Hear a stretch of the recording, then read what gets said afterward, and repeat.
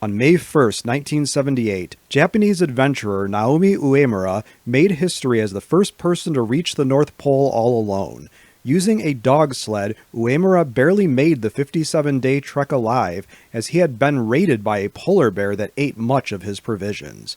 An intrepid adventurer, Uemura shot the bear dead when it returned the next day.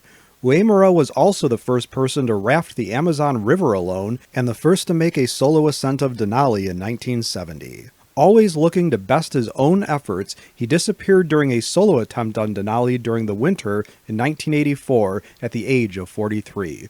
Uemura had made other endurance runs by dog sled across Greenland and from Greenland to Alaska, and had planned someday to do the same across Antarctica. Uemura joins fellow solo pioneers such as Charles Lindbergh, Wiley Post, and Joshua Slocum in the pantheon of great adventurers. Who is the greatest real-life adventurer?